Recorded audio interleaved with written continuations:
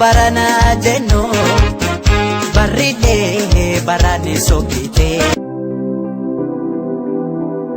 eenyutu waddeessaa eenyutu jaldeessaa Hacaaluun walleewwan afaan Oromoo cigoon masaakamaan qorqalbii fi yaada uummataa calaqqisiisan artiin miidhagsee gurra uummataan gahuun beekamtii guddaa kan horatedha. Weellisaa Daawitee Mokonnon fakkeenya isaa kan godhate Hacaaluun muuziqaan hireega nama isaa akka ta'e amana. Ijoollummaa kootii kaasee afaan gabnan qabu inuman sirbaedha. Bakka dhaloota isaa magaalaa Ambootti jabbilee fi loon tiksee guddachuun isaa kennaan isaa akka cimsatu isa gargaareera. Naannoo manneen barnootaaf gumiiwwan keessa sirbuus itti fufeera. Abbaan isaa obbo Hundeensaa Boonsaa kana hin jaallanne aadde guddattuu horaan garuu gammadoo turan. Abbaan koo doktorummaa fi piroofeesarummaa kana jaallata. Sirbituu mana hin godhattu alalee taatii jechuu isaan har'as ni yaadata. Weellisaan Hacaaluu barataa sadarkaa lammaffaa ta'ee wanti isa mudate jireenya isaa guddaatti jijjiireera. Umurii waggaa 17 akka lakkoofsa Itoophiyaatti bara 1995 hanga 2000tti Karchallee Amboo keessa ture. Shakkamee akka hidhamee dubbata. Akka barataa Oromoo tokkotti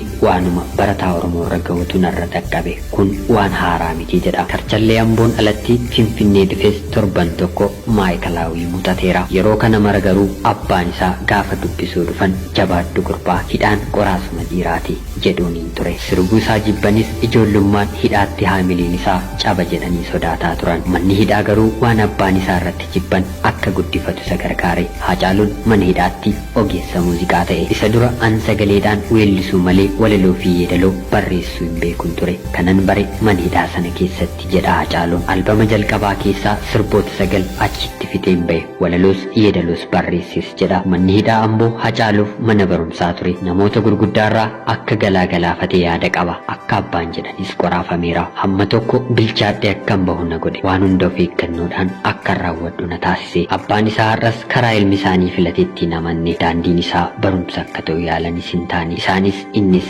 yaada hin kaasne. Gammachuu hin qabani jechuun moo miti. Sirba weellisaa hangafaa Wasanoo Didoo jabbiloota koo gaafa sirbe guddaa gammadanii ilma abbaa caaleettis fudhatanii guddattuu ilmi kee reef sirbite jechuu isaanii harmee isaarraa dhagaheera. Amma garuu obbo Hundeessaan ilma dhalchan dhaalchisaniiru. Hacaaluun kan uummata Oromooti. Artistoota Oromoo hedduuf walleen waan weellisanii biraa galanii miti. Aarsaa guddaa kaffaluuf keessaa qaba. Yeroo dheeraa eegalee kan ture.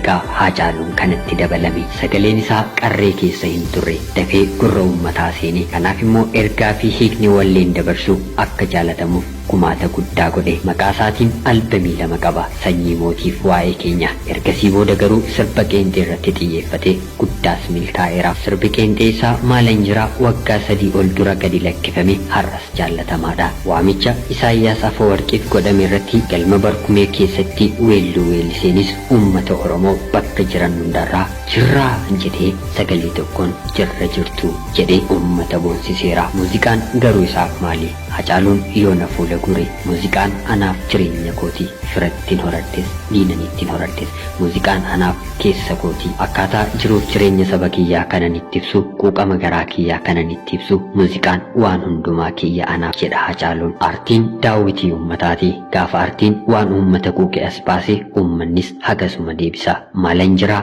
yeroo Hacaaluun gaddisu hagana jaallatama jedhee hin tilmaamne ture. Maalan jiraa waanuma keessa kiyyaan barreesse uummanni battalatti galeeraaf kaanis gaafatee galee kanammoo uummanni baruun anaaf gammachuudha. Namoonni hedduun kanneen afaan Oromoo hin dhageenye dabalatee Hacaaluun weellisaa siyaasaatti fudhatu. Innis kana qoba qaba ta'us itti hin dhimmamu. Ani nama siyaasaa miti artistii Oromooti. Jiruu fi jireenya hawaasaa walleetiin xiinxaluun nama siyaasaa hin taasisu. Yoo jedhanis immoo hin jibbu. Ishoo jedheen jala qaba jedha Hacaaluun. Weellisaa Hacaaluuf fakkeenya ta'e dabalatee weellistoonni Oromoo danuu biyya abbaa isaanii irraa fagaatanii biyya ormaa jiraatu. Hedduun isaanii yoo boqotan malee jiraa biyyatti deebi'aa hin jiran. Kanaafis fakkaata hedduun namaa Hacaaluun biyya keessa jiraachuu isaatti kan raajeffaman. Isaaf garuu akkanatti yaaduutu raajiidha. Yeroo konsertii Ameerikaa dhaqe achitti hafa jedhanii kan eegan ture. Garuu hin taane an biyya abbaa kootti hin deebi'e ajjeesee biyyaan baane akka artistii tokkotti waan natti dhagahameen sirbe. Gara fuulduraattis nan sirba. Biyyaa baqachuun dhaloota kanarratti dhaabbachuu qabaedha. Kanarraa immoo eenyutu waddeessaa? eenyutus jaldeessadha.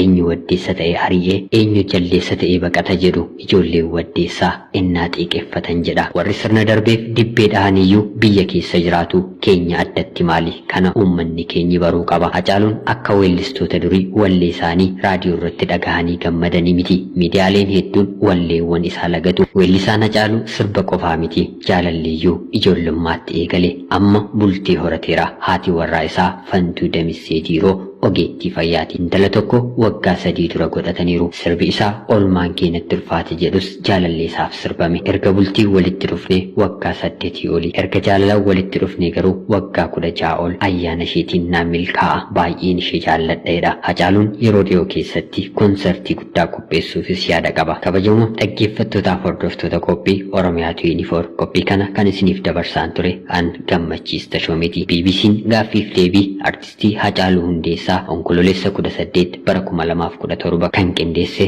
har'an isiniif qopheesse. Namoonni chaanalii keenyaaf haaraa taatan anaa dhufu isiniin jecha chaanalii keenya subscribe akka nuuf gootan kabajaan isin gaafachaa hanga qophii isa biraa walitti deebulitti nagaatti olaa isiniin jenna. Tokkummaa